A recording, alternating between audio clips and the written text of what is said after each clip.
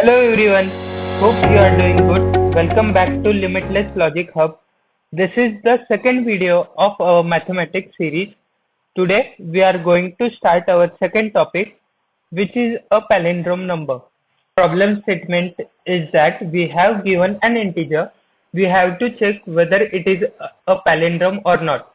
We have also given one note that string which can read same backwards as forwards, for example, madam, mom, etc. So as you can see that if we read madam from forward and from backward, it will be same, right? So we can observe one thing that the first character and the last character is same. The second character and the second last character is same.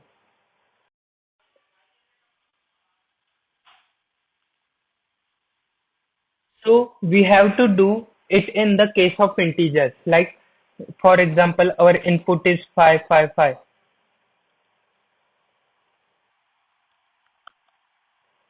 So its output will be yes, right? Because the first character phi is matching with the last character, and the second character is also the second last character. So it we will return yes in this case. Let's suppose our input number is 1000. See that the first character 1 is not matching with the last character 0. So in this case, we will return output as no. So looking at that, the first approach which is coming to my mind is that I can convert the number into string. So for that, I can use string current is equal to string n, right? So I can access the first and last character of the string, and I will check whether they are matching or not. If they are not matching, I will return no. If in case I have traversed all the characters and I does not return no, so I will return yes. So let's traverse the string. Let's suppose our first index is 0 and the last index will be current dot size -1.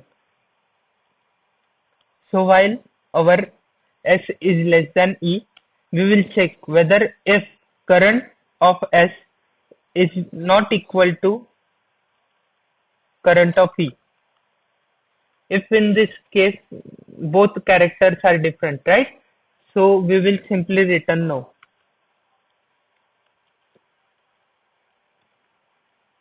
And if that does not case means characters are matching like in this 555 we can see that the first character and last character are matching, so we will increment s and we will decrement e. So after running whole loop we have traversed all the characters, so the number is palindrome. So in this case we will return no, we will return yes.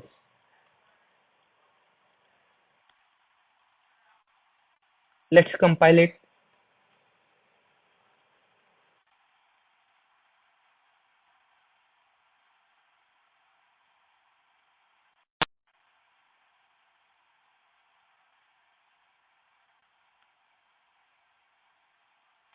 As we can see that we have got a successful compilation, so we will submit it.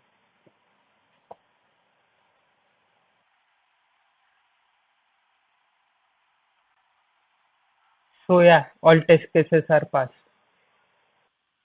The second idea which is coming to my mind is that let's suppose our number is 123, that is 123.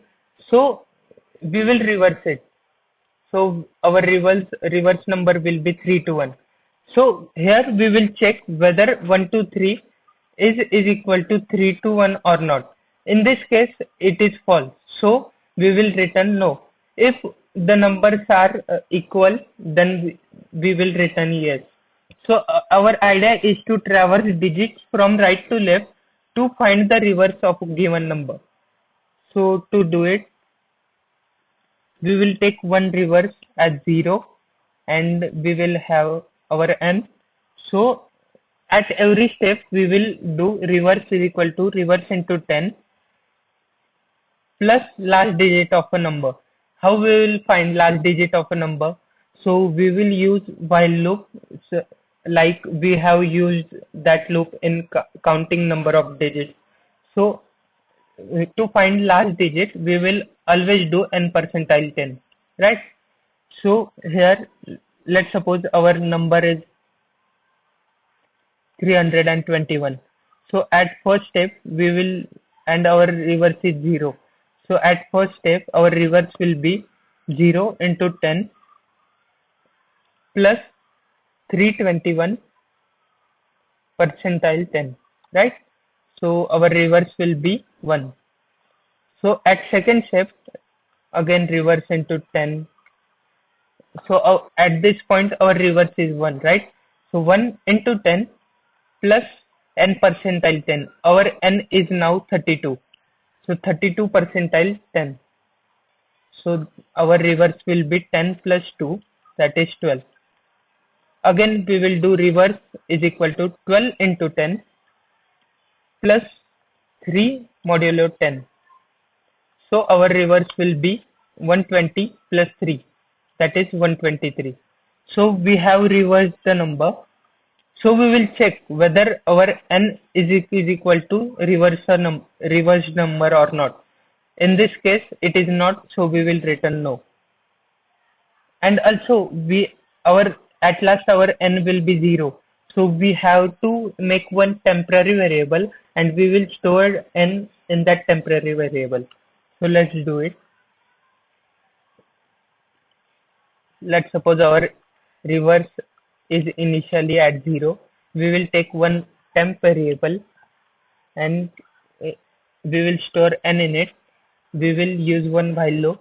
While n greater than 0, we will access for last character of that number, right? So last character will be current equal to n percentile 10. Then we will use that equation, reverse is equal to reverse into 10 plus current, and at last we will do n is equal to n by 10. At last we will check whether if temp is equal to our reverse number or not. If that is the case, we will simply return yes. Okay, we have to return string, so we will return yes. Else we will return false. That is no. Let's compile it.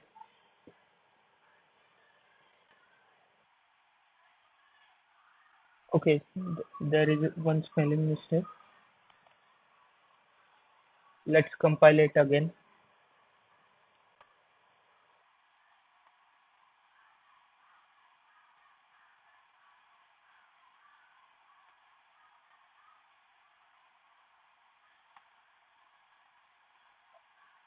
So we can see that our output and expected output is same. So we will submit it.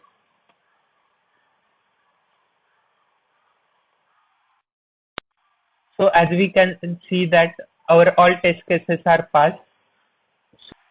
Let's discuss time complexity for the same. So as we can see that we are always dividing n by 10. So our time complexity will be log n to the base 10.